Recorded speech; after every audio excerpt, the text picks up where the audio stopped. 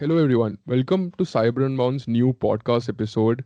Today we have a very special guest with us. We have Mr. Rahul Tyagi, co-founder of Safe Security and the OG of the Indian cybersecurity space. So Mr. Rahul, welcome to Cyber Unbound's podcast and it's our pleasure to have you sir today with us. Thank you, Shigar, for having me, and thank you so much, everyone who is watching it. So, So yeah.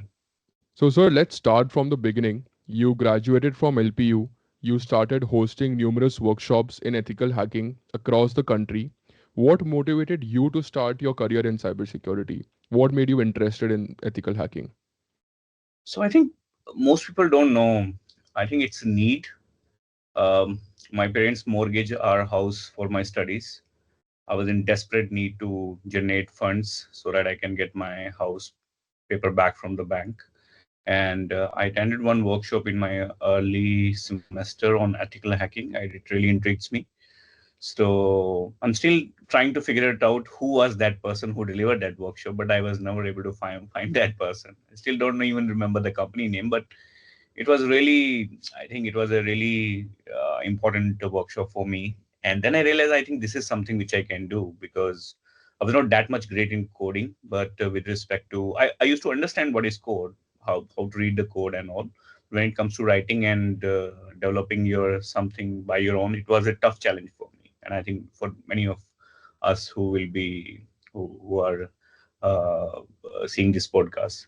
So then I think in my second or third year, I started delivering workshop as freelancer. Company used to hire me. They gave me certain work so that, and thanks to God, before I was completing my post graduation. Graduation I did in Punjab, in some other city. Post graduation I did in LPU. So before I was, I just completed my degree there. I did MCA, by the way, Master in Computer Application.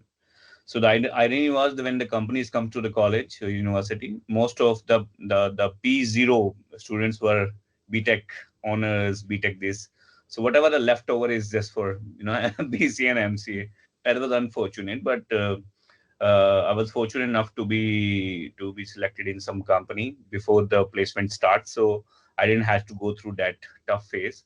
But I'm sure at that time I was not able to even I was not in position to even crack those interviews. It was very tough for me because they start with data structure, this and that, and I was almost a dyslexic in in that way. So I was not able to understand what's going on. So yeah, but overall, I think that was the need and the curiosity.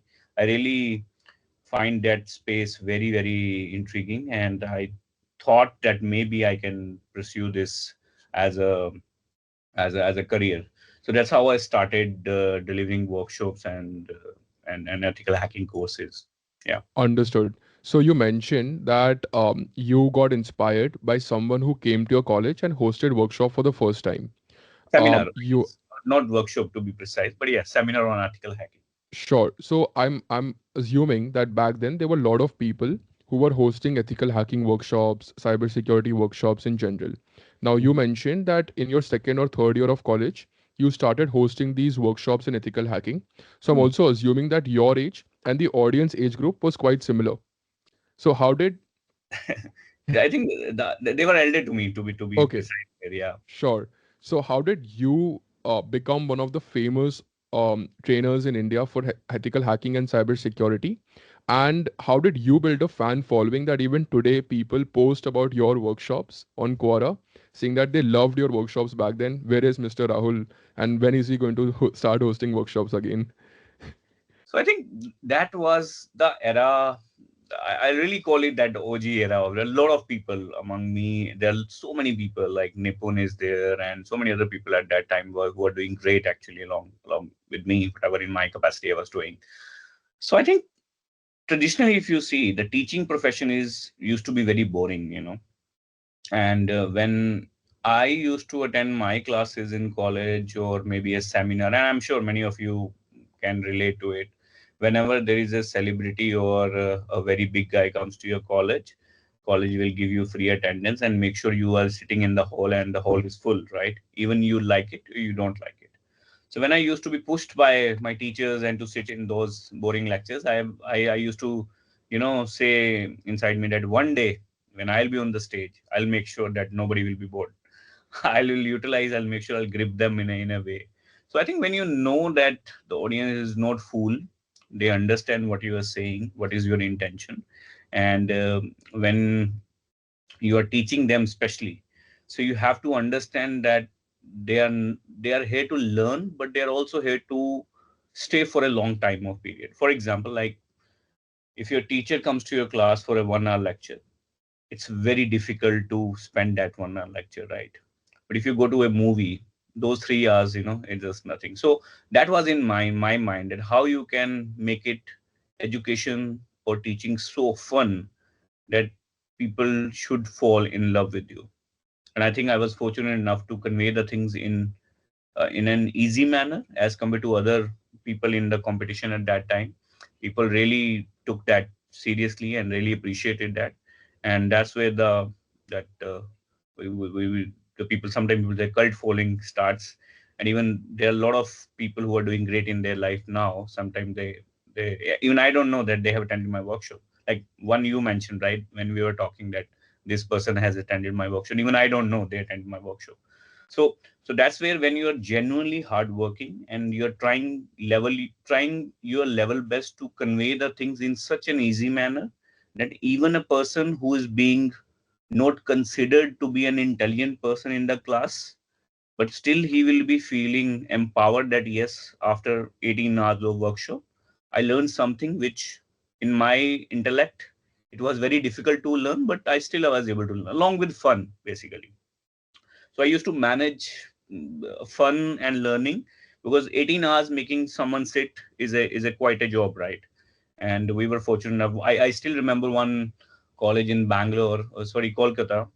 My workshop started for 2 days, and in the second day, after 4 p.m., I had a discussion with student, and students said, "No, we want more." I said, "Okay, I will not stop until you will say stop." And the workshop went for 2:30 a.m. in the morning. Their parents came, their buses are outside. It's a chaos situation in the college. The dean is surprised that mechanical students are sitting from 2.5 years, 2.5 days, learning something, and they were scratching their head, what the hell is going on here? So I think for me as a trainer, when I was on the stage, my I think focus was how I can simplify the complex technology, or the whatever a demonstration I was playing, by giving them a message how to protect themselves, but along with a demo, and along with a way which is very, very easy for them to consume and then apply wherever it is possible. So once you, and in 18-hour workshop, you cannot teach so much, but you can just show them a path and just fire them that yes, this is possible, you can do it, and it doesn't matter how intelligent you are, how I know. And I used to give an example, like I scored 52% in my 12th. There was not a single good college who wants to have me. So if I could do it, you can do it. And that's a very good, I think, and I use those stages to, every time when I go to a new college, I give this statement, because I know there are a lot of students who are demotivated because they don't have the good grades, and they think that they might be they don't have a career after that, because as compared to other 95 or 97, nothing wrong in it, but not every student is capable to score at that level. So I think because I was able to relate with them, I was able to convey the things in the right manner, where they don't have to pressurize their brain to understand what I'm saying. It becomes very easy. So I think, and they're kind enough to recognize the hard work, and that's where I think slowly I got start fan base building and all. And till now, if I think that people have forgotten me, because it's been a long time I have given a workshop, but still, whenever I go to B sides or some other conferences, one or two students comes up and they say, "I have attended my workshop," and it feels great, because I love to see, for a teacher especially, it's great to see their students are doing great. That's the best, I think, outcome can come up. So I don't think anyone has forgotten you in the industry, because all of these young startup founders were once your students. So almost all of these young founders who I meet in DSCI conference or any other Indian cybersecurity conference, 80% of them turn out to be your students. Wow, And they're that always motivated that I because of didn't. your journey. So at a very early and young age, you also started Lucideus, which was into vulnerability assessment and penetration testing. So, how did your transition happen from a cybersecurity trainer to Lucideus? Could you share some pivotal moments, as well as did you face? I mean, what kind of problem did you see in the market which motivated you to actually start Lucideus? So I think when we started, we used to be a cybersecurity training company for a couple of years. And once you teach things from a technology point of view, and if you see me, Saket, with it, we are pretty much hands on. I still remember there were one of our. This will be a very good exclusive podcast, everyone. There are things which we have never told anyone. So Shikhar, you are lucky that I'm going to tell everyone the story. It's after 14 years, which nobody have, which nobody knows about us, and without any controversy, hopefully. So I think so. If you see me, Saket, and Vidit, when we started, and we used to have someone, one of our mentor, and they suggested us that none of you from IIT, guys. I am from LPU. Saket was from LNM IT. Vidit was from some other college in Gujarat. So he said, at least you need to push your intellect to an IITian. So here are IIT Kharagpur videos, and these were almost 80 videos. And when I started as a young person, looking at the pace of the professor who's teaching the videos, it was so slow. For a couple of weeks, it was, I just want to kill myself. It was so boring. But once you are indulged into it, once you are going more deep and deep and deep into the technology, you understand at how the technology work. It really helps you to set a foundation very strong. Unfortunately, at that time, most of the students and the teachers who are teaching the ground, including me at that time, I would say, we'd never had that hardcore foundation in terms of understanding the technology. 2 years from now or 5 years now, maybe you don't need those understanding of technology. Thanks to LLM and prompt engineering, you neither it's required. But at that our time, we need to know. Then when you talk about IPv4, IPv6, you should know about what is IPv5, which still till date nobody knows, right? So it used to fascinate us that how what an IITN is learning, what we are missing, right? So we went to those videos, made notes on copy pen and also and so forth. So so what happened at that time is Saket and Vidit started a company which nobody knows. They thought that I just tagged along. So after 6 months of in corporation, I joined them as the VP of training, not the co-founder, by the way. So once that happened, and I still remember after 7 6 7 months, I was so there's a magazine came to our office, and and it says there's a Saket's photo and there's an interview. The new Viz kid is in the town, and all the companies who used to take our interviews. And it says Saket Modi started his company with his two co-founders, Vidit Bakshi and Rahul Tyagi. I was not the co-founder. So I went to Saket. I said, I think Saket, there is a mistake. So, so he casually said, no, I myself, I have put it this. I said, but I'm not the co-founder. He said, okay, if you don't like, I can remove it. I said, no, I don't mind it. So Hmm. it was quite a fun because I never thought that he's gonna make me the co-founder. And I think again that was then the history, because three of us then gelled up together. And then when we started cybersecurity training, then we realized that once you understand that, when you teach people, you understand that okay, what are the problems are being faced by the, because we are exploiting something, we know there is a company behind it, and why not we can, when we understand the problem and we understand the solution, why not we can fix it for the companies also. And then we shifted our attention, and by the way, we were like 95% profitable, and in one day we shut down our training. This was chaos in the market, and we are pretty much famous of that, you know putting things, the same thing we did with our product. Our services were going good, very nice, good ARR, and suddenly we shut down our services and pivoted to. So the main reason for going from services business to the product business, and services was very good when it comes to quality. We almost have more than 30 OSCPs under one roof. There are a lot of people I would like to mention, like Rubel. We have used to have Ritika, Aditya, and Manan, and there's so many good people, so many good people. Like I can't even name all, but everyone was like a bloodthirsty hacker. You give him something and he's gonna rip it apart, or give her something, she's gonna rip apart everything. That's so cool. Toughest hacker. I don't have any words to really explain that how good they were, and the good they are. We are pretty proud of them still.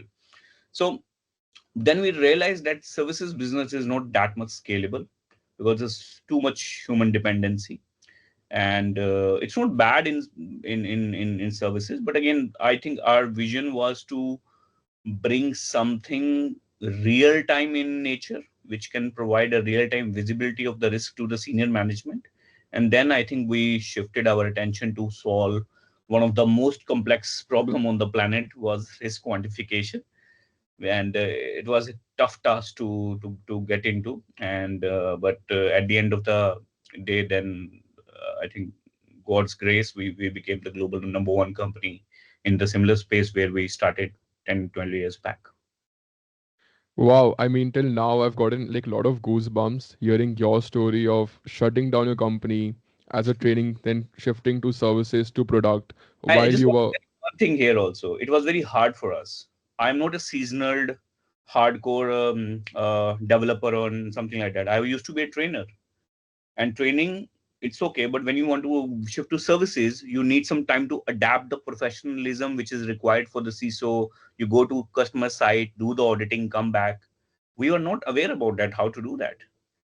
And it was a tough game. And as we were getting comfortable in that, and suddenly we jumped into product.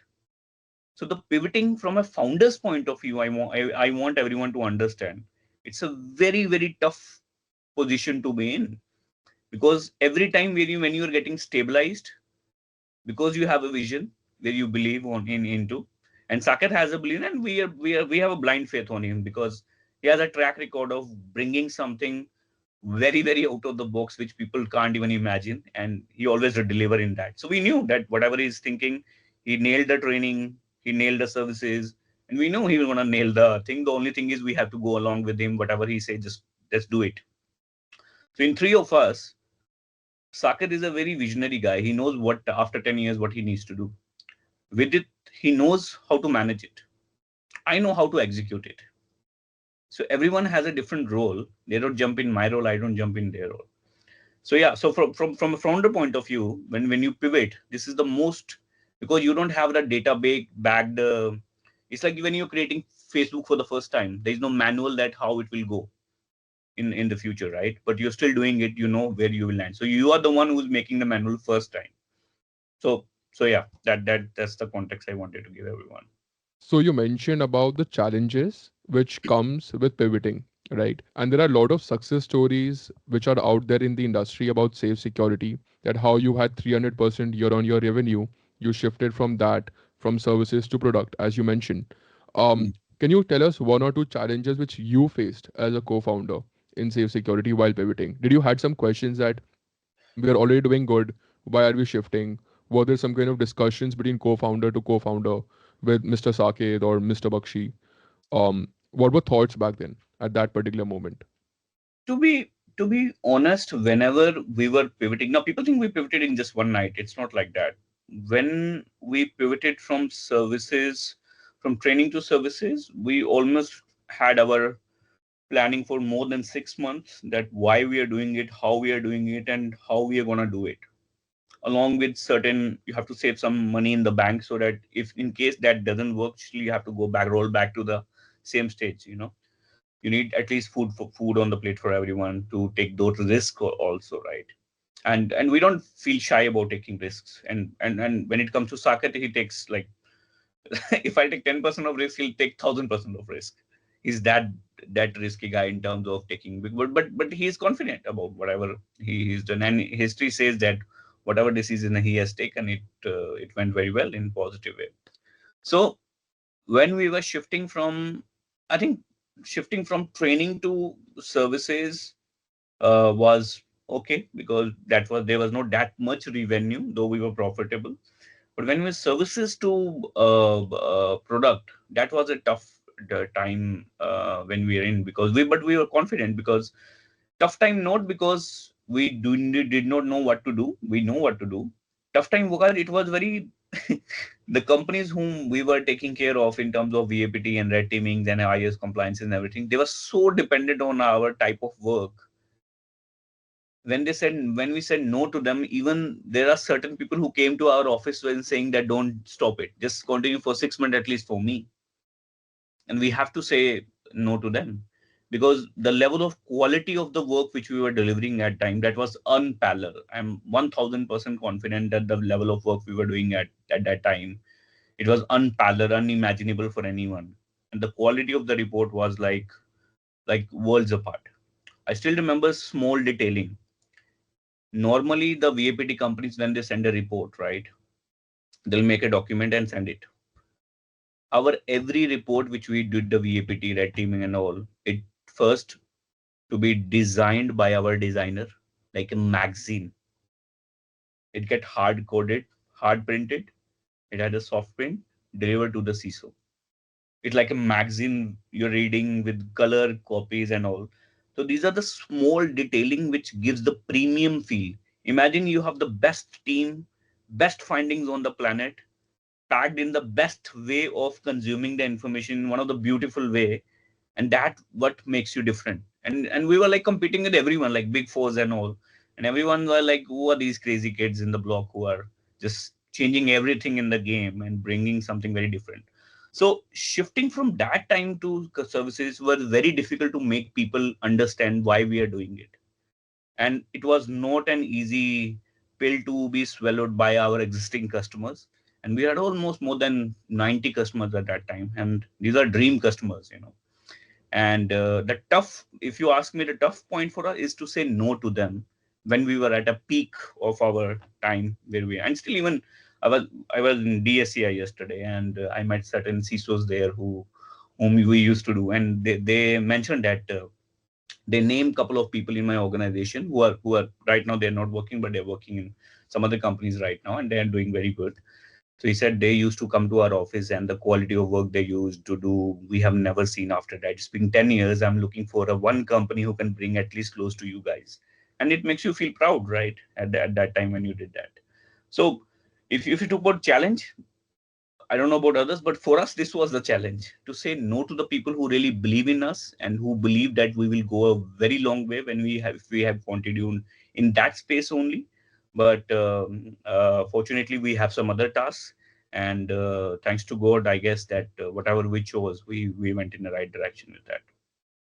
So I think you made pivots.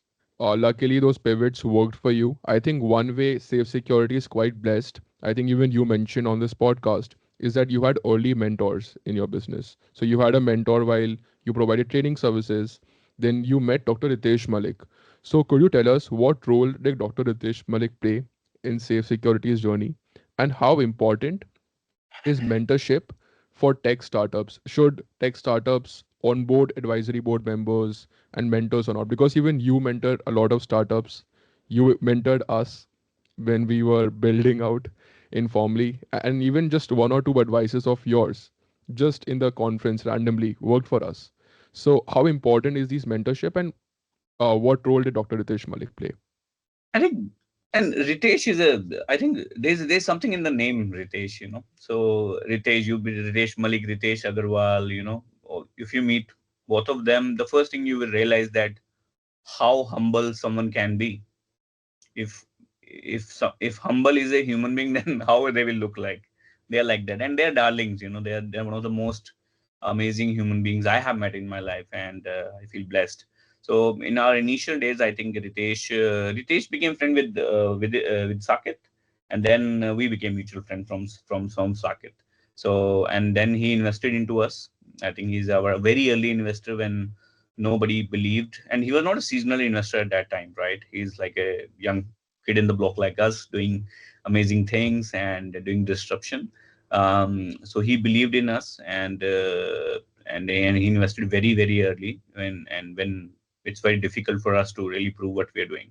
So I think the good part about Ritesh is he takes decisions mostly by heart, and the bad things about Ritesh is he takes decision by his heart. so I don't know how many companies are invested, but most of the time I have seen that the trend is that he really believe in terms of connecting with the person rather than the company. He believes in the individuals who are doing, they are really into it 100%, or they are just doing something here, something there, something there, something there, and so on and so forth. So I think that was a blessing.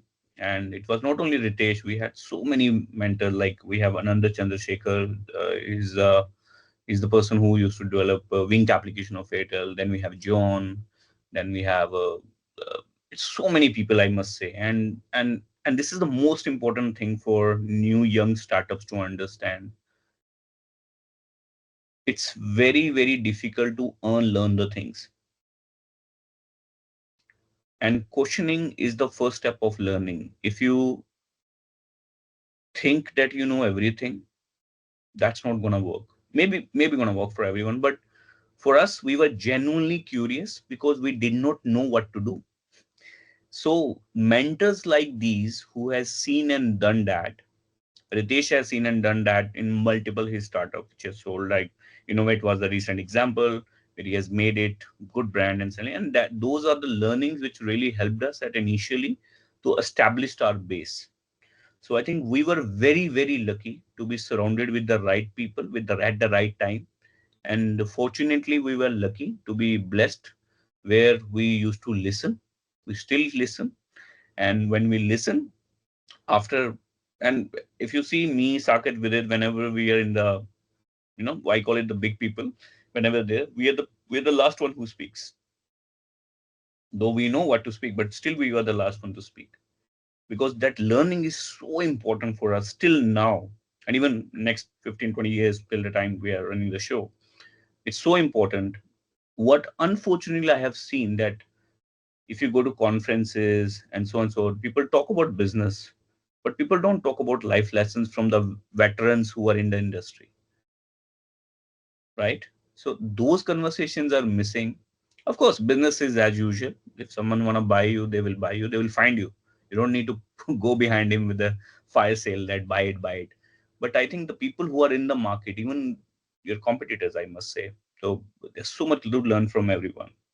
So so overall, I must say that this is the challenge. This is what I think Ritesh played a very, very important. Still, he is playing, to be honest, with respect to connections, with respect to exposures to and other things. And I think we are very, very blessed to have him around. So you mentioned that you had a lot of other mentors as well in your startup. And luckily what I've seen is that always safe security always meets good people only.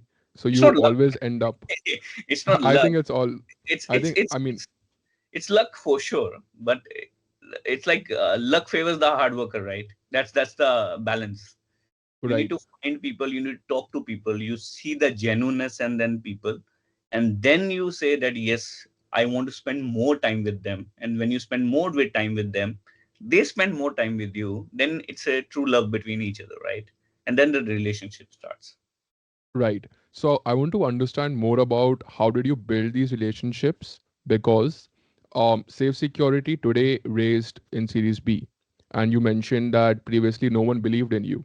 So how did you really connect with these people? How did you build a relationship outside of business with them?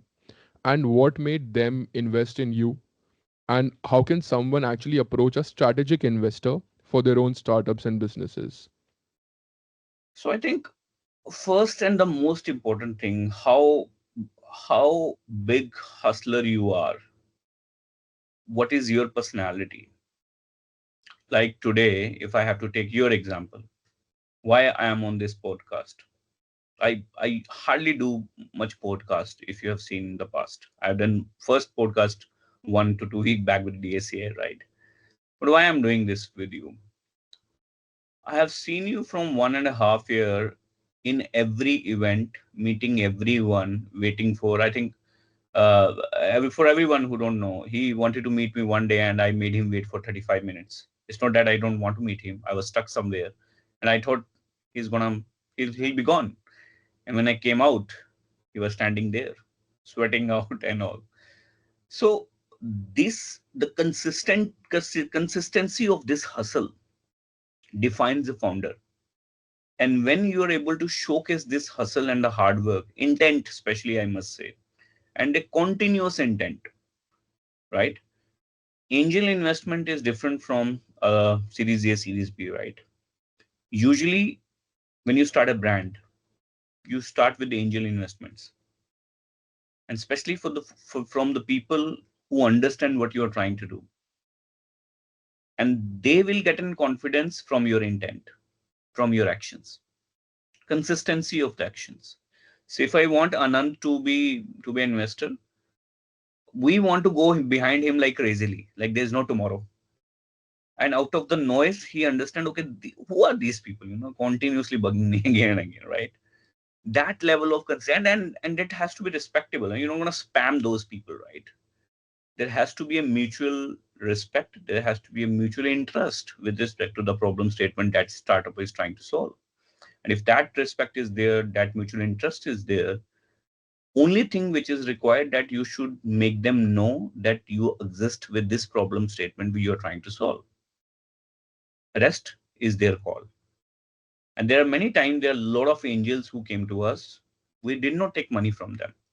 It's not that they are bad people. It's not because the intent in which they want to understand our business was different from the way whatever we were doing. So whenever there's an investment, you have to be a very strategic, especially you can take money from the bank and you can take money from an entrepreneur, tech entrepreneur who understand the technology, right? There's a huge difference. So investment is not about taking the money. Investment is about taking the mentorship, taking the experience, and byproduct, money gets doubled or tripled with the time, you know. But most of the people, what I have seen, there's a rush of getting funding, no matter from where. That's, I think, a wrong thing. Maybe for us, it was not the right thing. I don't know about how for others, to be honest. It will be not, I think, justified if I say that's a wrong way. But I think I advise to many people that you need to take funding from the people who understand your business, because when it comes to an exit in the future, they want to have, I'm not talking about uh, us, but for others who want to have an exit, they definitely they want a quick buck to be out. But for a founder, we have a vision to go somewhere which might take more than what we have calculated, right? And then they will not show you that patience unless and until they understand your core of the business. So my advice to young founders is that till the time you can bootstrap, well and good. If not, then look for the founders or look for the investors or angels who understand your business rather than you're just taking money from anyone, right? So do you invest in startups? I don't do. Okay. I never So done. now, okay. So now shifting I'll gears tell a you one bit. reason also, and according to me, I maybe started. I've never done also, but I know neither with it, because see, we are very focused in one company, and that is our safe. There is no other secondary business, secondary investment, zero. We want to make this work, and we will make this work. So once you have that spear focus, no distraction, then the real fun begins. If you have 20 startups, you became advisor. Maybe when I will get too old, I'll become the advisor. But right now, I don't want that. And for everyone, even you are behind my life, right? Somehow we decided something, and then suddenly I backed out, because what I realized, that even as a fun, I can spend a lot of time with you. But when it comes from the paper, I think it was not justified for my startup, because I will be spending somewhere time where I don't think so. It will be worth for my company as an individual. Maybe it will be beneficial. So whatever I conveyed to you, it was, as a friend or whatever say. But from a company's point of view, I think we are very, very super focused on one thing every single second or minute. Whatever I do, whatever I think, whatever I spend, only and only how I can take safe security to the next level.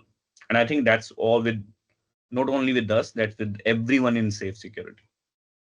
Understood. So to shift the gears a bit, you today serve Fortune 500 companies. You serve to some of the biggest companies on the planet. Netflix is one of your customers. I want you to explain to the audience what cyber risk quantification is, but also explain why was there a need for you to shift from VAPT to cyber risk quantification? Hmm. Why do CISOs or businesses want cyber risk quantification in comparison to VAPT? So I think it's a very good question. So I'll give you one example. Imagine a CISO who is going to a boardroom, right? Every year they need to spend money to secure their company so that they will not get breached.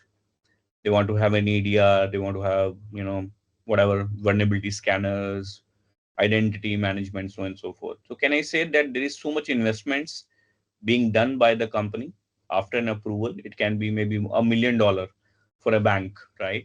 Where in that $1 million he procured so many cybersecurity tools. He got a lot of people on board, made few audits, so on and so forth. After 1 year, when CISO goes to the company, again to the board, how you will explain that what you have done with that $1 million?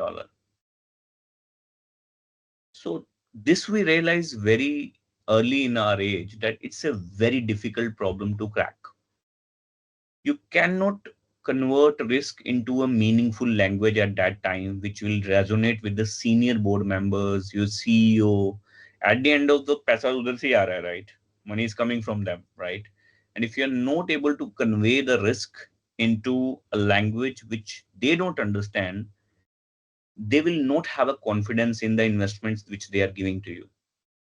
So then we thought, why not we can, and it was a genuine problem which was told to one of the CISO in a flight to Saket, and then Saket came and said, guys, this is a problem statement I feel, and that time we didn't know this is risk quantification.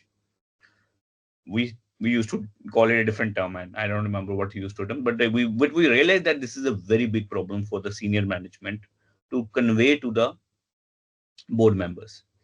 That is where the need comes, because previously the reporting of the risk to the senior management was very subjective in nature. Plain English. You gave me $1 million, I purchased the best antivirus on the planet, I purchased the best this, I purchased the best this, blah blah blah blah blah. But best doesn't define that how secure you are. So when we introduce risk quantification into the market, it changed the game forever. Why? Now when a CISO will have $1 million, he will say, guys, I have $150 million of risk on my organization. You gave me $1 million last year. From 1 year, $150 million, I was able to reduce it to $65 million. Now it's a clear ROI of that $1 million, which reduced almost more than $80 million, right? That's far better than I have the best antivirus, I have the best EDR or something like that, right? So I think that was the need when it comes to conveying the thing. Now, is cyber risk quantification for everyone? Of course not. There are certain CISOs in they who are happy without CRQ. Okay, why? Because there is no requirement.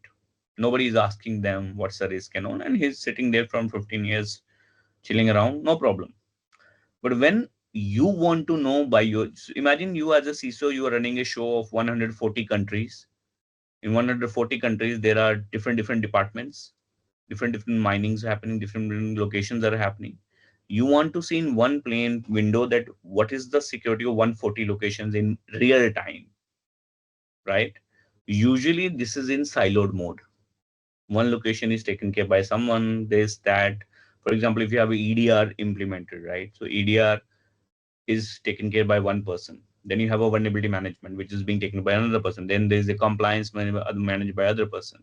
So when you want to correlate each and everything and try to make a sense out of it, when you're trying to make a sense out of it, that is, what is my overall organization's holistic risk, it takes you more than 28 days in just only collecting the information from different departments.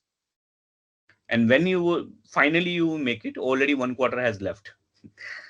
So That was the problem statement. But with what we have brought the table, and especially after the acquisition of Risk Lens, because we got a lot of good transparent models into the picture, and the engine of fear, which has a good transparency and defensibility, everyone then trusted the models. It's globally recognized.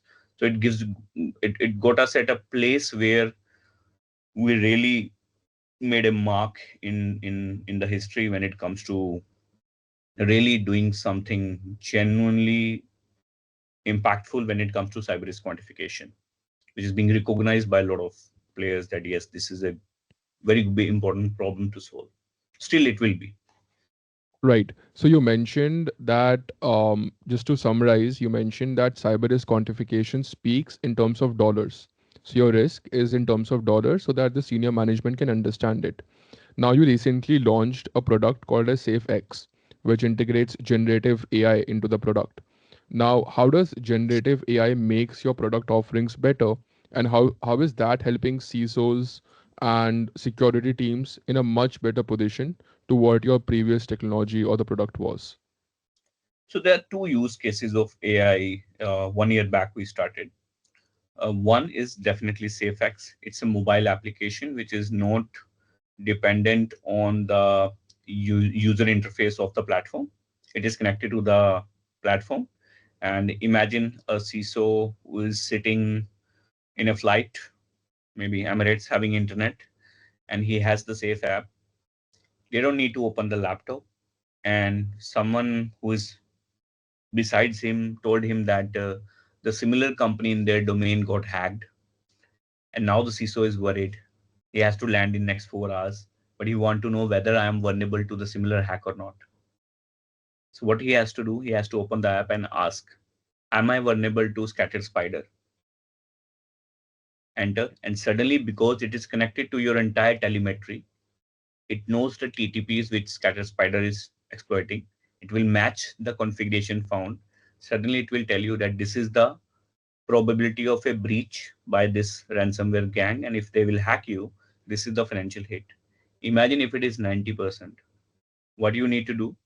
You need to just type the email, send this details to this email, create a ticket, and make sure this should be completed by 24 hours. Send, and you place your mobile and just take your drink. It's being sent to the right person. Actionables are sent. Actionables are sent to reduce the breach likelihood, and word is done. You don't need to open your laptop. And that's a use case number one. For the senior management, you don't need to open the laptop because they don't have time to open a laptop, click here, click there, and then they will forget, okay, where to click, what is this option do. So that's SafeX with agentic AI. It eliminates the use case of opening laptop. It's your curiosity. Whatever you want to ask, we have the information from the ocean. We'll give it to you in the way you want to consume. It's a consumption platform with certain actionable, but you cannot do 100% action into it, by the way, intentionally, right? You have to give the power to the operational team, not to the senior management. Senior management want to consume information or maybe convey that, please do it. You cannot fix the vulnerability from the mobile app, right? It's like using GitHub in your own mobile. Some people do, some people, it's very difficult to do. Second use case, which we just launched, is the third party. Now, this is very, very important. I want everyone to understand. 1.5 years back, we realized that we had 190 customers, right? We talked to almost 50%, more than 50% CISOs, and we asked, what is the problem you are facing with your third party risk assessments? Number one problem statement, they said, it's very difficult to chase vendors and ask them about the relevant reports like ISO, SOC reports. When they will send you the SOC report or ISO, you will read those reports. After reading the report, you will fill the questionnaires. 150 pages report, and you have to fill a questionnaire, 265 questions. And you have 4,000 third parties. And there are 4 people in your team. Humanly not possible. So if you see in the history, any company who has more than 1,000 third parties, they will never have coverage more than 50%. So what they do, out of 1,000, they try to find what are the critical third parties who runs my business, and let's do only for that. But that's not 100% coverage.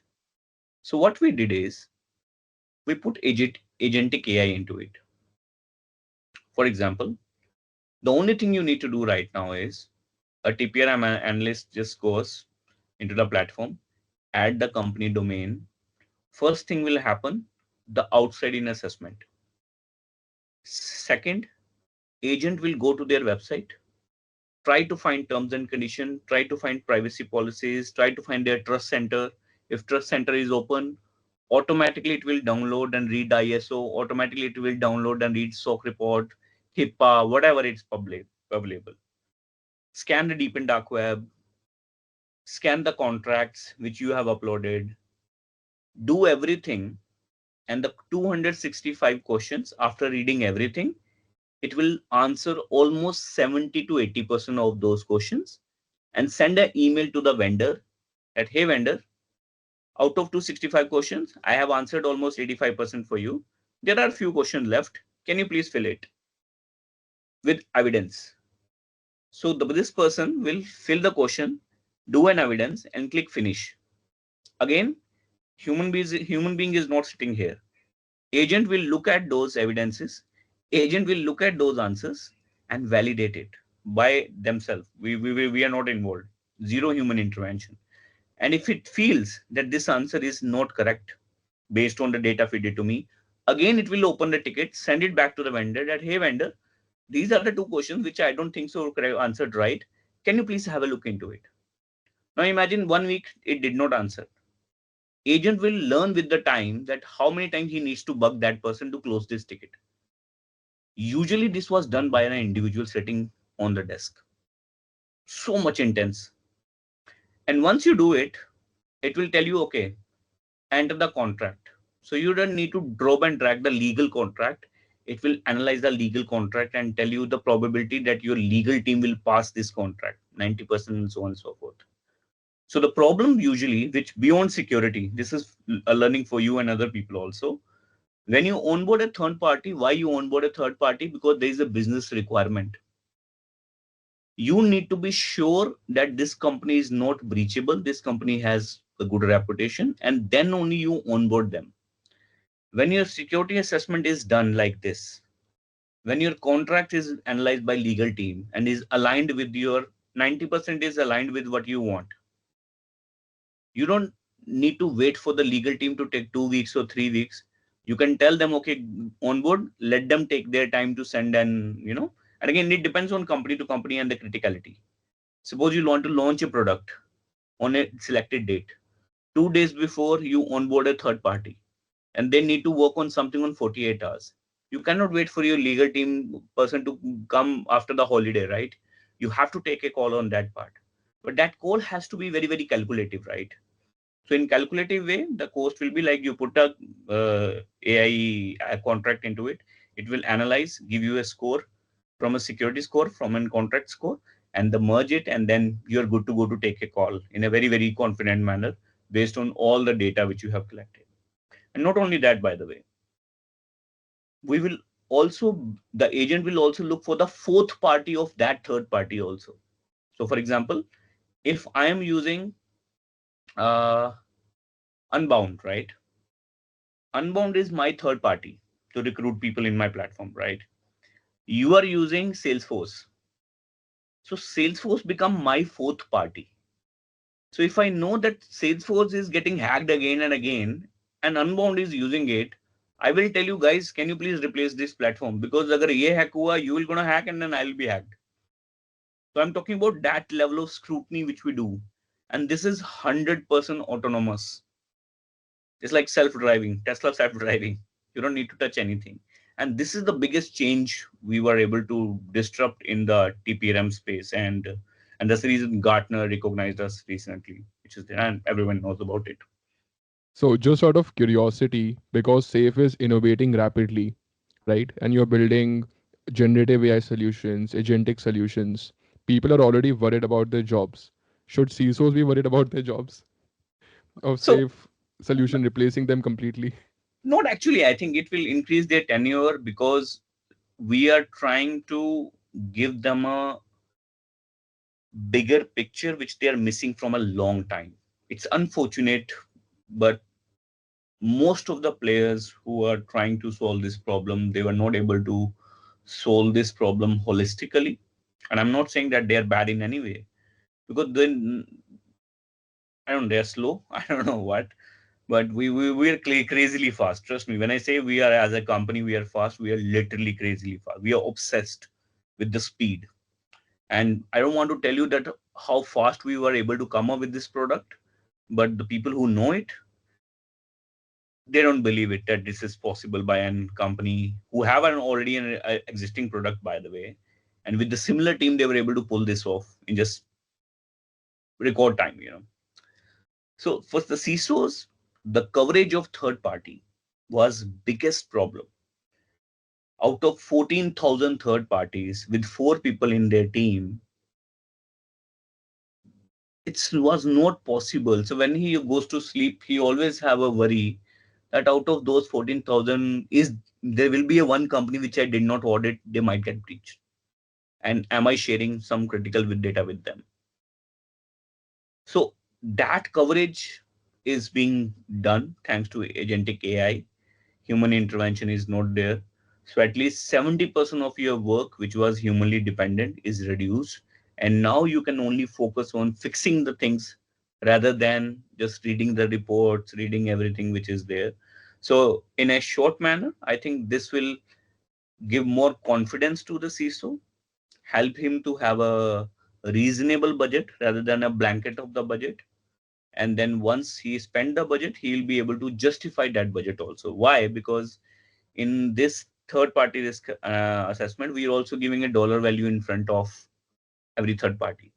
So out of 14,000 third parties, what are the top 100 third parties which will give the biggest impact to your business? And it gives a very, very meaningful way, the way CRQ was done. Similarly, the third party will be done in the similar manner. And people are taking advantage of that. Understood. So, because Safe Security is serving Fortune 500 companies, you already have a trusted name out in the industry. A lot of people trust you. Can you tell us one incident or one story from your experience of serving one of your customers, which is crazy enough students would love to hear, and you have never shared it with anyone? No one knows about it. So this is before Safe, when Safe was there. We used to call it Lucideus at that time. And I think if Saket will be seeing this podcast, he's gonna laugh, because I went to a conference in I think it was Berlin, sorry, Georgia. And in the conference, I met one of my friend. I will not name you, but because otherwise people will Google him and will be easily able to find him. His father used to own a bank in Africa. I will not name the specific country also, because if you Google the name of the bank, everyone will be able to find it. So, but I don't want to do that. So I met. He became a good friend. After 6 months, I got a call from him when I was in India that there is an ATM series of ATM cash out happens in the country of our bank, and we lost a lot of money, and we want to do a forensic investigation of that. So most of you guys don't know that we used to do forensic investigations also, but that was kind of under the hood, which was not being, we used to do only for certain customers, because we don't want to use it as a service, because it's complex problem to be solved. So then Saket, and then I told Saket that this is a, do you think we should do it? He said, yeah, we should do it. Just calculate how much you think we need to do that. So there was an X amount which comes to my mind. So I just quoted the X amount to that person. It was crazy amount, by the way, from a company's point of view at that. And he agreed. So next day, I think after 2 days, there was Diwali. So we celebrated Diwali. And my mother said that you cannot go on Diwali somewhere, right? It's not right ritual to go on Diwali. I said, okay. So Diwali ended at 12 a.m. So 12:05, I was out of my home, and I brought my friend. So Nipun used to work with us, Nipun Jaiswal. So I'm sure we will tag him in this podcast also. So me, Nipun, Shorjo, and Manan came later. So three of us took the flight, landed there. They took us in the safe house. Till that time, we did not know how serious it was. And understand, you're in Africa, it's like a Hollywood movie. They go two cars. I thought, okay, three people. Look, I'm the senior one. I'll be getting into new car first, and these people will be like, okay. But they brought us in, three of us in the same car, and so that, and the one car was an escort car, and there were people with the guns there. And that time I think, shit, this is something serious we are into. So I was panicked. I did not show anyone that I'm panicked because I was the one who was leading the project. We landed there. We landed in the safe house, and then we started investigating. So what happened there? That there was a bank. Somehow there were a number of ATMs. Standard way of the global, criminals do multiple cash outs at the same time in half an hour window. Out of 170 ATMs in different country, different regions of the country, ATM cash out happened, and it was a crazy amount actually. So we started investigating and all, and somehow after 3 days, we were able to came across to a Telegram channel where there is someone who said, "I know about this," and but you, he said something very serious to us, and he said, "Okay, this is a serious game and all. Though you have to again at the end of he said, I need some to be paid." We said, "Okay, we'll meet you, we'll pay you, but you need to tell us what happened and all." So we met him at XYZ location, and he revealed that the head of the country there has -1 or -2 who made a team of hackers, hacked their own bank, country's bank, stole money, sent to Bitcoin, spread somewhere. There are juggling Bitcoins, when you put the money into a Bitcoin wallet, it will juggle that and give you a new wallet so that you will know. It's kind of hawala in Bitcoin, right? And that money then was used for the weapons or the drugs and so on and so forth. So the trail was revealed to us with evidences, how they started and made this team, how this happened, who are the people who are involved, so on and so forth. But that's not the scary part. So we said, okay, let's meet after 1 week again. So after 1 week, we called the guy, and somehow from another source we came that he's being killed. Now and we were there, by the way, and in the safe house. And when we heard that, we were like almost inside. We were almost dead. That okay, we are gonna die next. And then we almost completed our investigation in next 2 days, and then we decided, okay, we will be leaving by 4 a.m. in the morning on this date. And my friend, he brought to me his father, and his father was like a godfather, with a had Cuban cigar and sitting like this. He said, "Young man, I think you guys are in trouble, and we have to escort you as soon as possible." And I called Saket, and I called him on WhatsApp. And then, Saket, this is the thing. I think this is my last call. I don't know whether I'm still alive or not, but if I do, trust me, this is going to be the best stories I want to tell for the future. But we never told anyone. This is the first time I'm telling. So at 3 o'clock, we get ready, me, Nipun, and all, and we were literally, though, again, one day everyone has to die, but that's not the right way of dying, right? Until the time we were going there, we were imagining, right, that there are two bikes are going left and right, and someone is going to fire us. It was 25 minutes. We have three cars, one, two, three. We are in the middle, and with security. And there, till the time we did not cross the immigration, we were like, we were a little bit scared, I must say. Everyone get that. That's the first time I thought I know, but I'm not scared of anything. But when you really face these situations, you are really scared.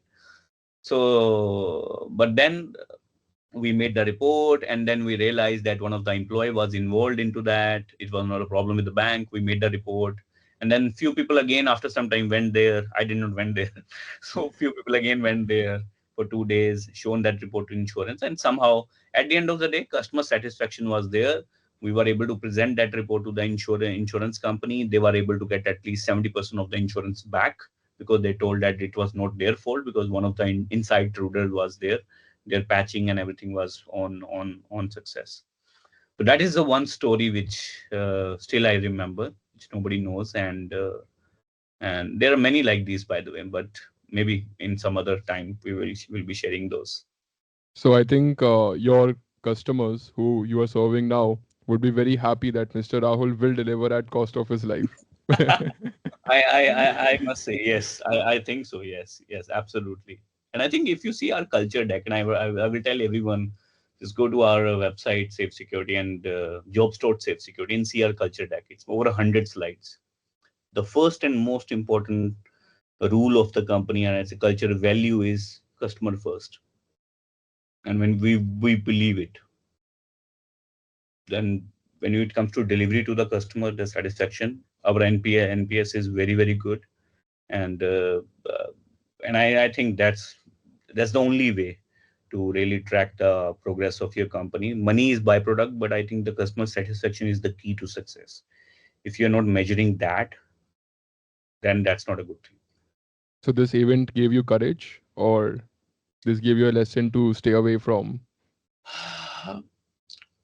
I think I have a I am I don't really scared of things easily, to be honest, unless until it's emotional. But 99.99, see, one thing I was very clear in my mind, that there is a possibility I will die. I have my passwords stored, I have already shared with my parents. I knew that something if to happen, which I was prepared, so I'm not so afraid. The only thing, see, if you want to die, right, and you know you will die in this way, you okay, you know this time this way, it's okay. But the gray area, how you will be died, is actually the real scary thing. When you keep on imagining and again, यहाँ से भी हो सकता है, वहां से भी हो सकता है, यहाँ से निकलते ही हो सकता है, बाहर निकलते ही गोली मार सकता है कोई, that's the problem, right? And I think that's what's scary. So there are two a learning outcome. I thought, and मैं डरता नहीं हूँ, that was wrong. Second, after that we never did forensics because we realized that it is not our forte, though we delivered it and all, but it was again human dependent, right? It was not scalable, right? Right. Because after that, the people who knew we have done that, we got a lot of requests. But the time and investment to get an investigation going on, and it's a hit and trial method, right? And sometimes you get it. We got lucky, we got that guy. Unfortunately, he did not survive, but that's not the right situation to be in. Thank you so much for sharing the time and all the insights and with so passionately with your heart. So thank you so much. Thank you.